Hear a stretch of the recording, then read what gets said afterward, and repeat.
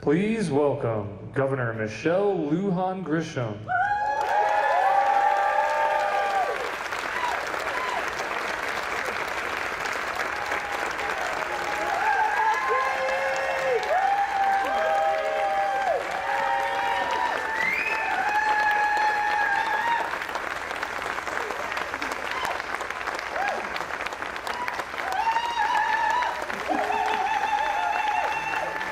They're just trying to goat me into doing that same yell. Because that's how we New Mexicans roll. We let you know that we are happy. And we are. This is a monumental day and occasion. And I want to tell a story. So I know that many of you have watched me introduce my incredible husband. We like to call him the first Manny, Manuel Cordova. And I'm looking around to see where he might, there he is, right there in front.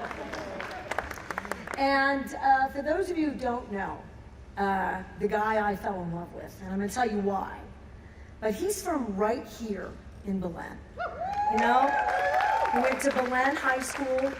He's a guy that tried to figure out when it was really hard to work for other businesses. He did body work for cars. He's smart, he's driven, he has incredible family values, and he never, ever stopped believing that the state, that the county, that the city he's from could embody all of the ideals about the American dream, the New Mexico dream, where everybody is treated with respect and dignity, and the kinds of jobs and careers that we want and deserve are right there if we just work together and create an environment that showcases who we are as a state.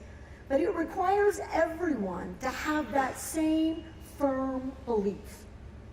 And I've been in government a long time. I'm lucky. And I've seen the difference it makes when the kinds of policies that make their way to the communities that built this state, the families who created those original pipelines, all of us together for thousands of years, some of us for hundreds of years, together. You need a federal government whose vision is the same as ours, that New Mexico families will and can deliver the kind of economy, and more importantly than that, the kind of clean energy economy that this country needs and deserves, and quite frankly, lends itself to changing those issues all around the world.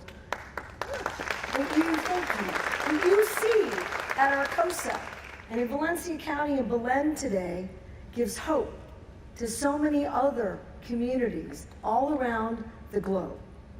And I don't want to lose sight that that's what's really going on here, because it is.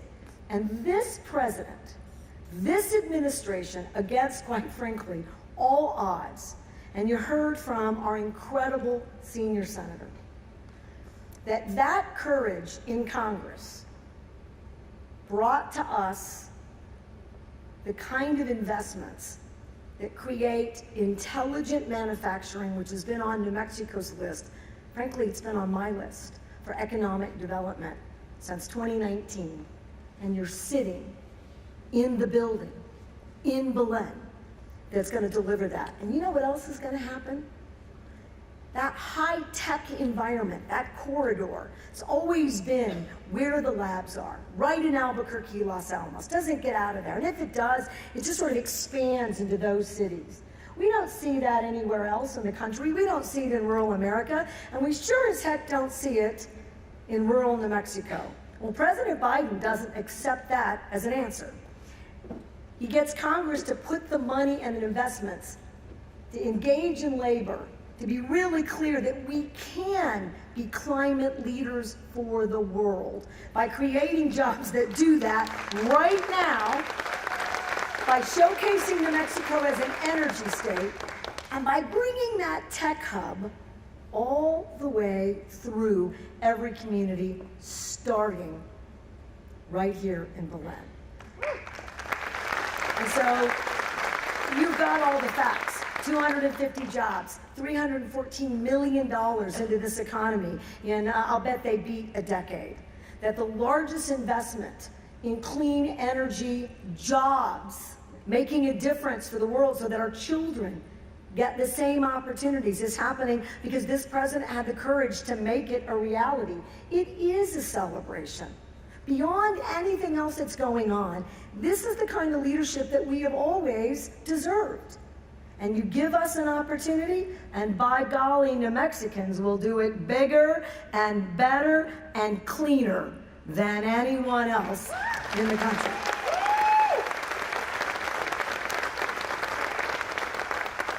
So I want to end with, you build an ecosystem for this kind of work and these kinds of jobs. New Mexico added, tell me the last time you ever heard this, 40,000 jobs last year. 40,000 jobs. We have lower unemployment rates than many states and are right within that low national average, about 3.5%. Tell me the last time that's happened in this beautiful state. All right, then.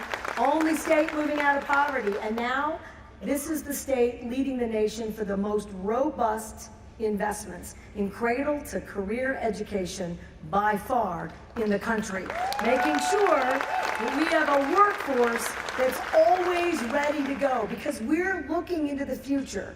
And Mr. President, you are creating the opportunity that guarantees the future that we've been talking about for New Mexicans for decades. And we here in New Mexico recognize that, and we thank you, Mr. President and Vice President Harris, for these opportunities and for believing in the America that's always been there, but required a federal leader, a courageous partner, so that the private sector could see what we see in this beautiful state of ours. Congratulations to all of us.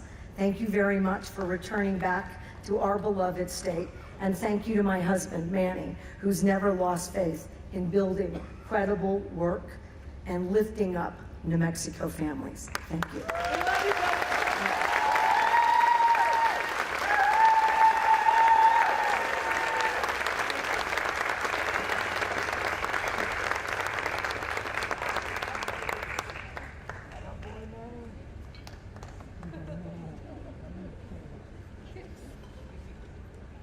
Please welcome Senator Ben Ray Lujan.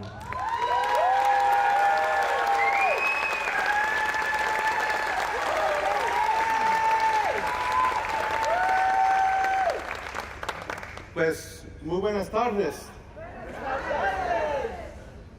I'm looking at Michael. I couldn't find my chicharron burrito on the way in, sir. But we will find it on the way out. It's good to be here in Valencia County. All of our friends that are here, it's such an honor to be with tribal leaders, elected leaders. Mayor Caller, thank you for doing the Lord's work a few minutes ago. I'll share a little bit about that when we're not speaking any longer. How about another round of applause for our Governor, Michelle Lujan Grisham? And of course, he'll be here soon, but how about President Biden, everybody? Congressman Vasquez, our dear friend Melanie Stansberry, United States Representative. The Speaker of the House of New Mexico is here with us as well. I also want to recognize Mr. Strazek and Mr. Carrillo, and we could give them a round of applause.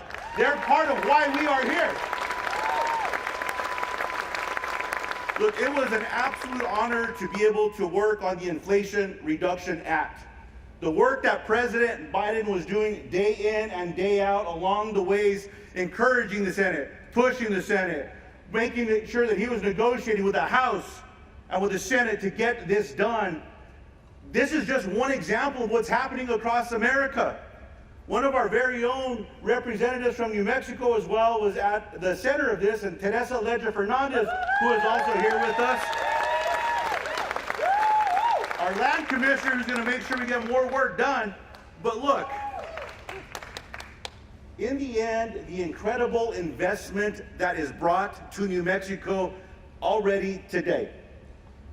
I'm sure you've been told the numbers.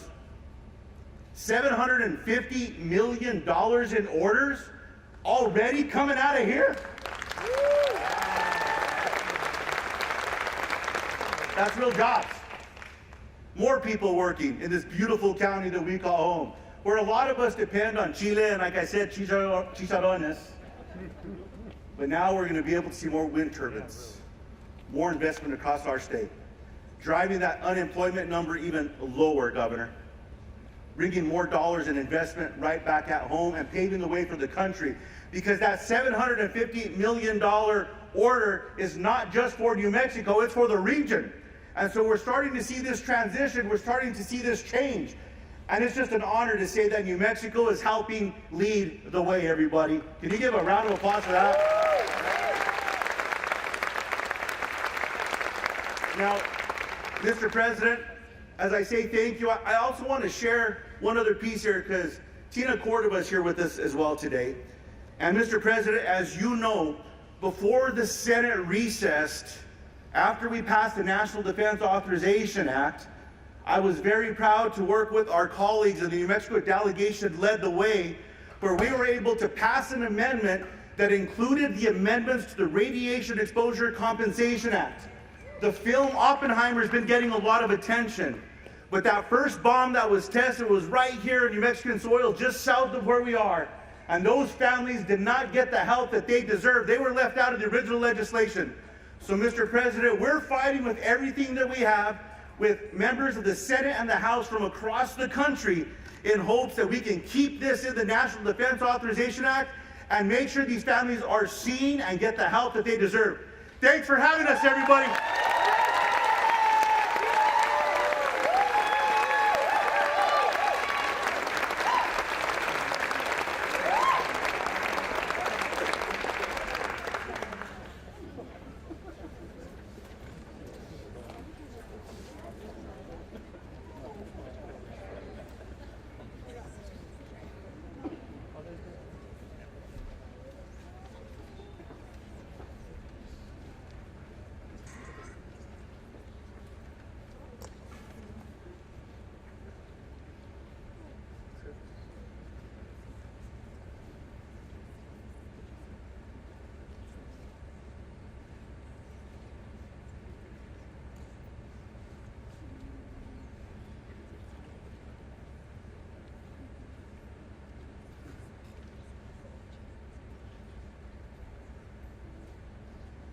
Please welcome the CEO of Arcosa, Antonio Carrillo.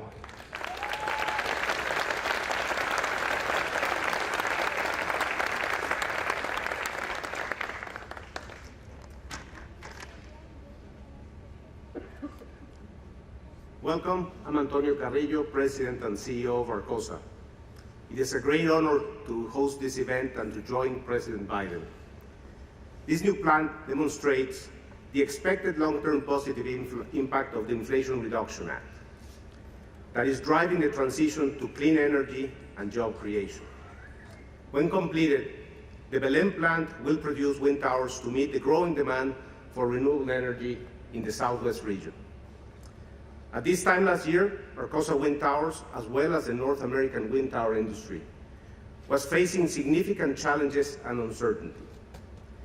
Next week marks the one-year anniversary of the passage of the Inflation Reduction Act that is providing a significant multi-year catalyst for our industry.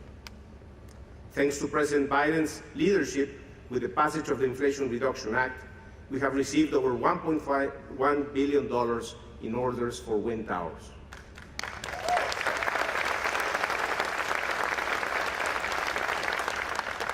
This is a great example of how policy has a direct impact on business. A year ago, as I mentioned, Arcosa Wind Towers had no work for 2023. We were really struggling.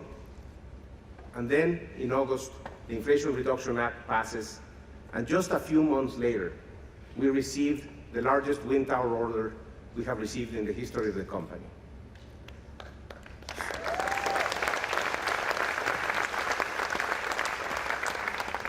We announced this facility. We're investing $60 million. We're creating jobs. We're ramping up production in another 2 facilities of Arcosa, and I think we're just getting started. So, on behalf of the 6,000 employees of Arcosa and the communities where we are, I want to thank President Biden for pushing through this legislation and making it happen.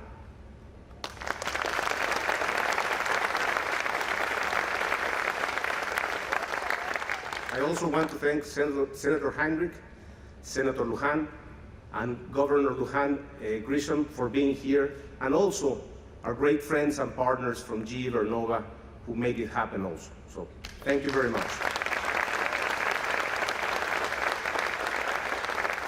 And with that, it's my honor to introduce the person who has made today possible, President Joe Biden.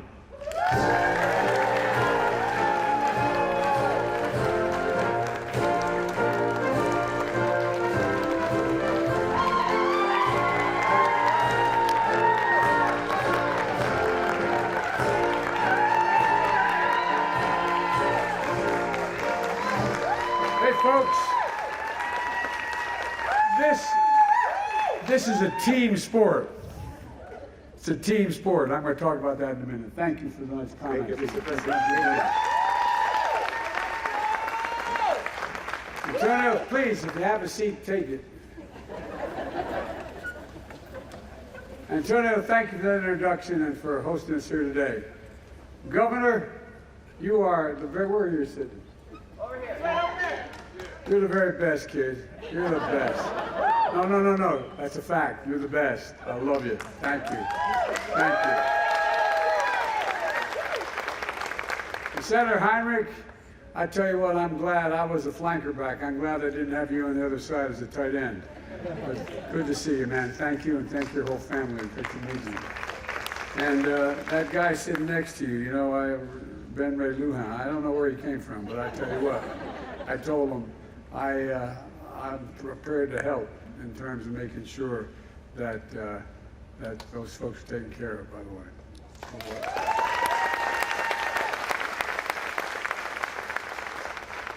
Representative Stansbury, God love you, kid. I tell you what, you are really doing a great job. Thank you for all your cooperation, and thanks for your advice and your help. And Teresa Lager Fernandez, who isn't here today. Well, there, what am I thinking? I thought you had to leave. By the way, her son there, I tell you what, keep an eye on him. I may be calling him Mr. President someday, I don't know. Abe was the one who couldn't be here today. He's incredible. You have an incredible congressional delegation. You really do here. First day, you really do. Well, thanks to all the tribal leaders for being here. I just want you to know, I was raised by a guy most of you don't know. He's a wonderful, wonderful man, a great friend. His name was Danny Inouye. And he said, Joe, it's Indian nations. He taught me early on. But thank you for all you've done. We had a good day yesterday in your neighboring state, Arizona. I was able to put away just about 1 million acres of sacred land.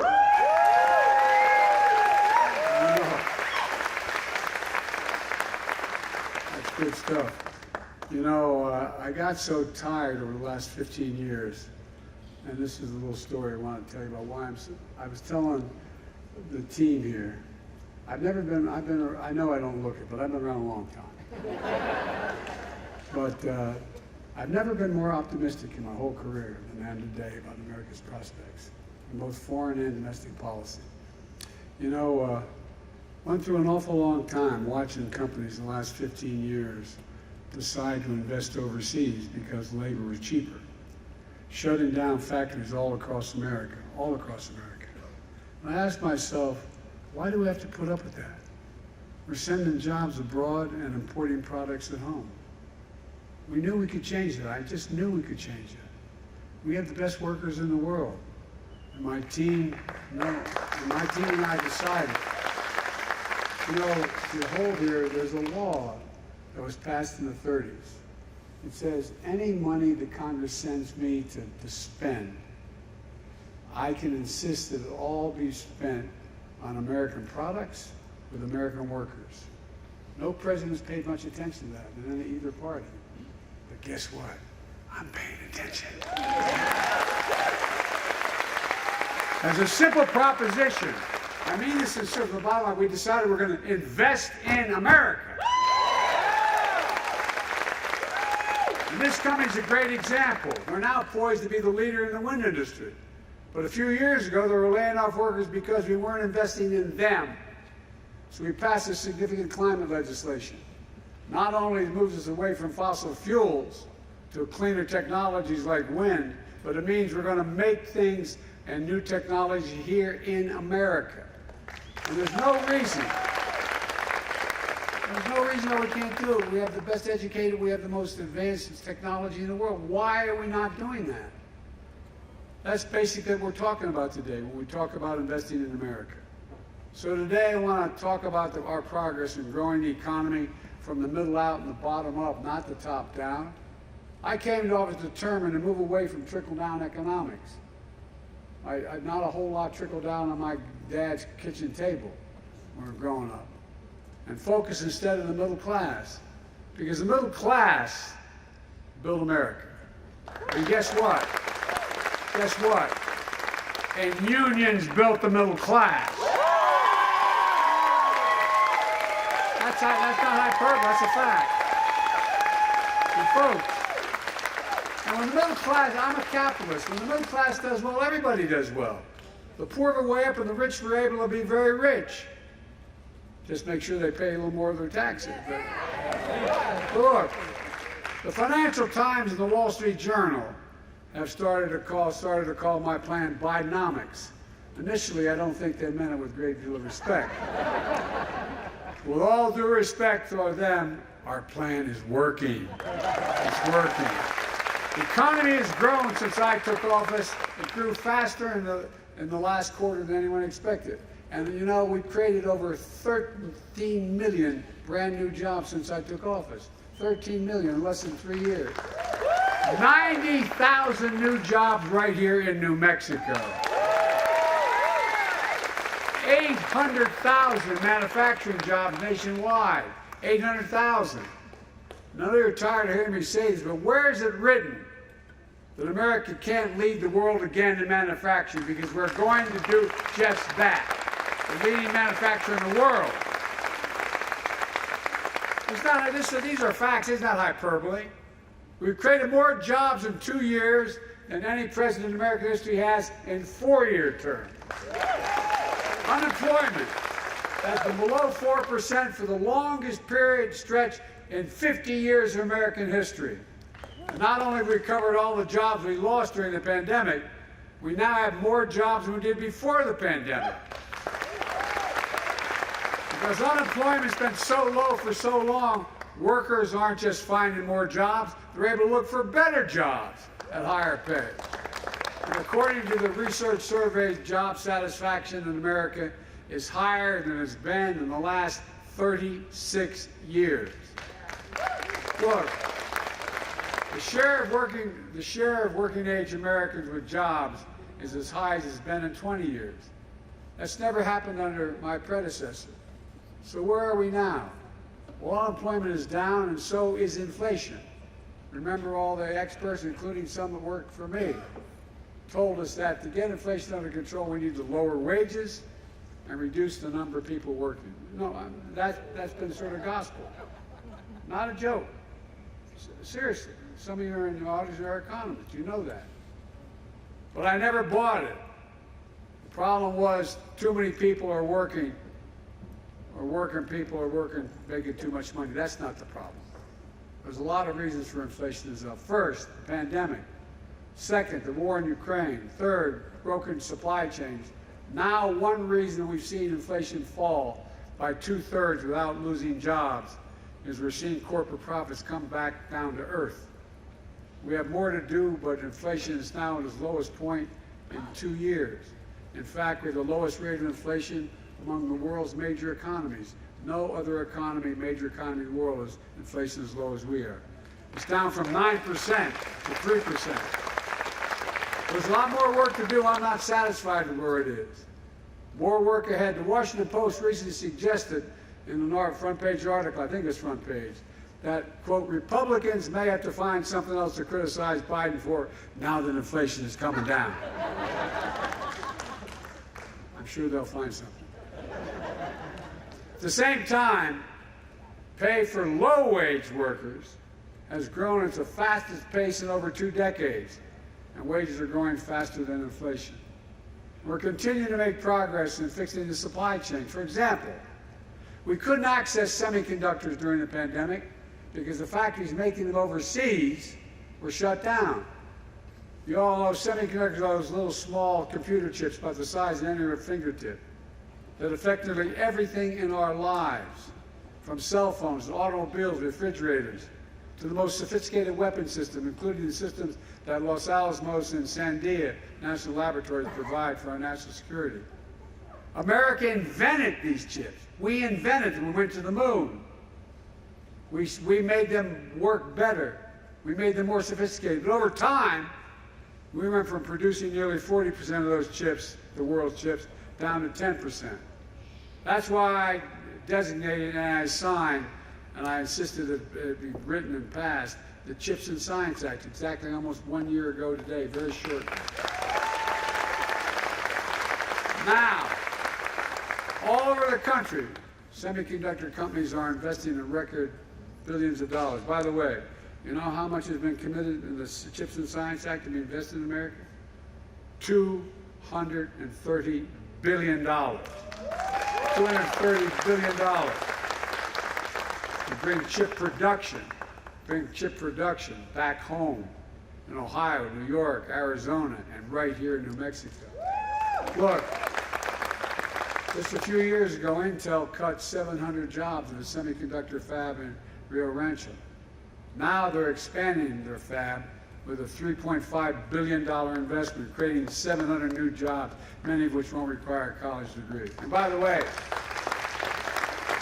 of this over $200 billion, they're building fabs. They're just called factories. They're the size of a football field, not much wider than this. And guess what? Average salary is about 130,000 grand. And guess what? You don't need a college degree. Make over $100,000 is about time. And folks, unions are building the structures as well. Look, folks, that's Bidenomics. Since I took office, we've attracted over $500 billion in private investment in manufacturing and industries of the future right here in America. According to Morgan Stanley and Goldman Sachs and Wall Street, my Investing in America agenda is leading to a boom of manufacturing investment. Spending on construction for manufacturing plants nearly doubled in the last 2 years, after growing only 2% the previous 4 years. Last quarter, factory construction contributed more to the gross domestic product than any time in 40 years. 40 years. Instead of exporting American jobs, we're creating American jobs, and we're exporting American products. And we're seeing it right here in America. We're seeing it in New Mexico as well. In 2008, Solo Cup Factory shut down right here, right where we're standing. 200 people lost their jobs. Nearly a decade and a half later, a plastics company bought the site. It shut down after 3 years, laying off 100 workers. It's been idle ever since. Now it's coming alive again. Koza makes wind turbines, wind towers. That's the thing that holds most. When I say that, people look at me like, wind tower. You all know what a wind tower is. They look at me like, what the hell's a wind tower? That's a key component. You know, you have to have it to hold up those blades. You know how long? By the way, I was in eastern Colorado looking at the blades manufactured. Those blades are 103 yards long, longer than a football field. And by the way, they don't cause cancer.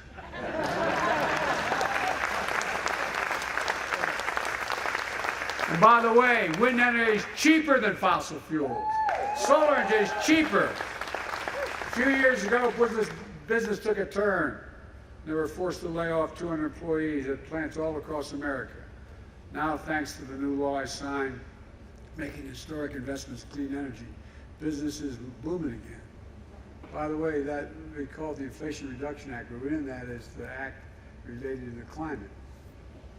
And it's $368 billion. And when I passed that, not one single guy on the other team voted for it. Nobody voted for it on the other team. Since I signed that law, bill into law, Arcosa has received $1.1 billion in orders for new wind towers. And today we're here breaking ground on a new plant that's going to create 250 new good-paying jobs. And meanwhile, we're speeding up permitting for transmission lines so wind energy produced by these towers reaches people's homes. Because what's happening now is it's hard to get it. A lot of these towers are old, and everybody is not my neighborhood. They don't want a big new tower going up. So we're strengthening the towers, and we're going to go underground. It costs 6 times as much to go underground, but we're learning how to do that more cheaply, so it doesn't cause the forest fires and all the things that happen when major windstorms knock these lines down. My administration recently completed a review of a proposed Sunzee line, transportation energy from a planned wind farm here in New Mexico and Arizona and California. So you're going to generate the wind here, the energy here, and be able to transmit it all the way across Arizona into California as well. These projects are expected to create 2,000 new construction jobs and up to 150 permanent jobs, providing clean energy for up to 3 million Americans. 3 million. And reducing the pressure of climate change. Like I said, Bidenomics is about bringing supply chains back home.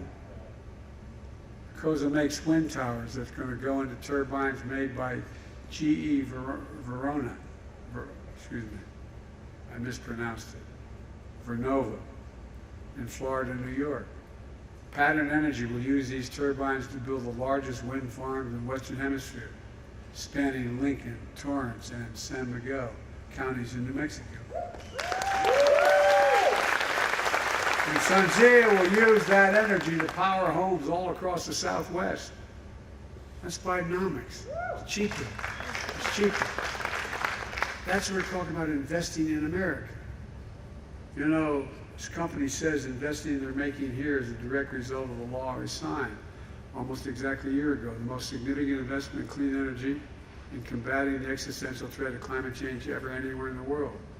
Like I said, it's $368 billion. And Governor Lujan Grisham is leading the way, launching the New Mexico Community Solar Program so families will save money on electric bills, stopping leaks of super polluting methane from oil and gas operations. We're capping thousands of those wells all across America, beginning in western Pennsylvania, coming west, and putting New Mexico on a path for a cleaner, cheaper electric transmission future as well, this state. Folks, when I think climate, I think jobs. I don't think all the dangers, there's real danger, but the jobs to fix the problem. My mother used to have an expression. After I lost my wife and daughter, she was trying to console me. She said, Joey, out of anything bad, something good will happen if you look hard enough for it. Well, all across America, we're looking. There are going to be a lot of good things that are going to happen as a consequence of this problem we're facing.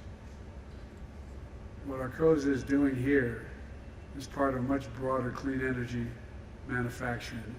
It's going to happen in big cities and rural communities as well. Like in Colorado, where CS Wind broke ground on what will be the world's largest wind tower manufacturing plant. And coincidentally, CS Wind is Congresswoman Lauren Boebert, you know, that very quiet Republican lady. It's in her district, who, along with every other Republican, voted against this bill. And it's making all this possible. And she railed against its passage. But that's okay, she's welcoming it now. When I ran for office, I promised to be president for all Americans. Whether you live in a blue state or a red state, I'm going to keep my promise.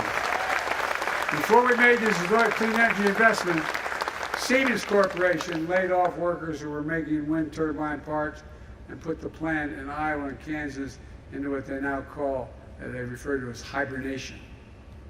I hibernated in a while, Iowa for a while, but Look, now we're reopening both these plants and rehiring workers. In New York, GE is investing $50 million for a new manufacturing assembly line making critical components for turbines in partnership with organized labor. Every one of these companies has pointed to the clean energy law that we originated and I signed as a reason for making these investments. And we're making sure rural communities are benefiting from these historic investments as well. It's not just urban areas. We're investing over $160 million in New Mexico to support conservation and climate-smart agriculture and forestry, like improved water management. We're grazing livestock in ways that improve soil health, helping farmers and ranchers get paid for doing the right thing, planting material that absorbs carbon from the air, and not just, look, we've launched the Rural Partners Network, placing federal employees on the ground in New Mexico to help rural communities take advantage of the federal resources so they're there and can, because this is all new stuff. People on the ground saying, here's how you do it. This is what you do. Building an economy from the bottom up and the middle out means strengthening our rural economy so farmers and ranchers and their children don't have to leave home to find opportunities for work. Where I come from, it's all about pride. It's all about restoring pride. Being able to make a living in the community you love and where you were raised and not have to leave. Folks, it's all part of my plan. The plan is to invest in America. We're transforming our country, including by rebuilding America's infrastructure. We used to have the best infrastructure in the world. We're number one in the world. That's ports, railroads, airports, roads, everything. You know where we are now? We're number 13 in the world. China used to be number 8, now they're number 2. How can you have the best economy in the world with a second-rate infrastructure? It's not possible. And through the bipartisan infrastructure law, we already announced over 37,000 projects in 4,500 communities all across America, including $3.6 billion in investments right here in New Mexico. So far, we're just getting started. For example, the city of Albuquerque is getting $25 million to rebuild the Uptown Transit Center, making it safer and more accessible and easier for folks to get uptown and helping transform the area into a vibrant community hub. We're investing $160 million in eastern New Mexico rural water system to build a new transmission pipeline, providing a critical water supply to nearly 70,000 people from Clovis to Portales to Cannon, Cannon Air Force Base. Look, right now, over 114,000 homes and small businesses across New Mexico don't have access to high-speed internet. We're investing over $1 billion in this state to connect every corner of this state, especially rural communities and family farms, to affordable internet. And people sometimes say, why are you doing that? Imagine if a long time Roosevelt and telephones came along and said, we're not going to help invest in telephones. Come on, man. I don't know what the hell we're thinking. Already, we're saving nearly 170,000 New Mexico families $30 a month on their internet bills so far. We're making investments like this all across the country. I was to pause for another second. There's a distinguished senator from the state of Alabama who used to be a pretty good football coach. And he's railed against this legislation. And then I noticed he had a big announcement. Alabama's going to get $1.2 billion for it. And I thought, wait a minute. Didn't he rail against that for a long, long time? I was inclined to go down and help him celebrate, but I decided not. Look, we can see exactly where we're making these investments, and you can see exactly where they are. If you go to invest.gov, you'll know exactly where every one of these investments is going throughout America. These investments create thousands of good-paying jobs. We're making sure workers have the skills to do the jobs. For example, in New Mexico, we're funding a mobile training unit run by the Plumbers and Pipe Fitters Union, UA Local 412. It's going to train plumbers and pipe fitters and HVAC workers with a focus on training Latino workers, indigenous people, and people recovering from substance abuse.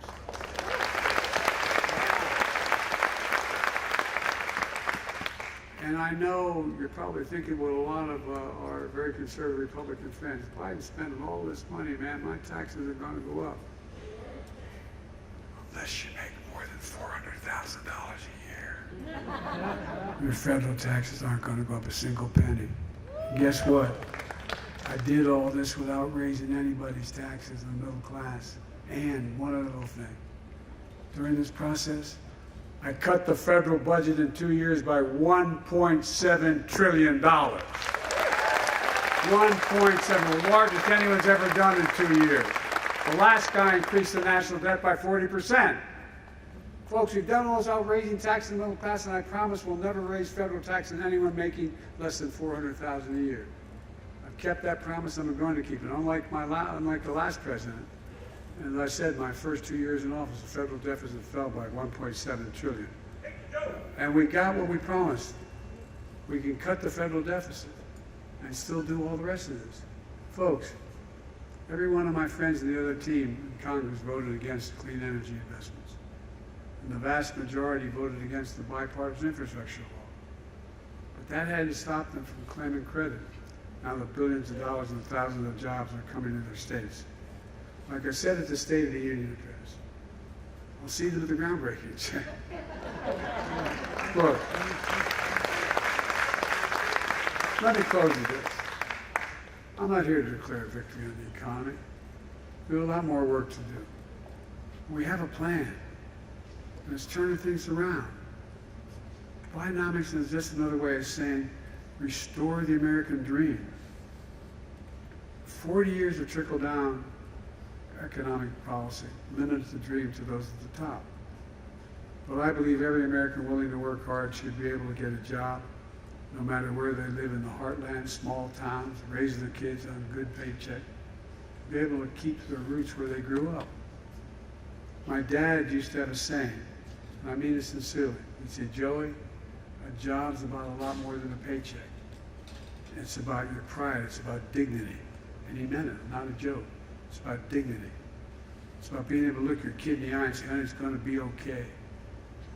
It's like being able to say, you think I'm kidding, but some of the folks in Congress knew my dad. He meant it. And he said, the real question, Joey, is at the end of the month, after you pay all your bills, is there anything left? You have a little breathing room, just a little bit of breathing room. Well, folks, that's part of the American dream. And that's Bidenomics. It's rooted in what I've always worked best in this country. Investing in America. Invest in Americans. Because when we invest in our people, when we strengthen the middle class with stronger economic growth, that benefits everybody. The poor, the wealthy, everybody. For the longest time, we've been told to give up on American manufacturing. That it can't happen again. And we just can't do it anymore.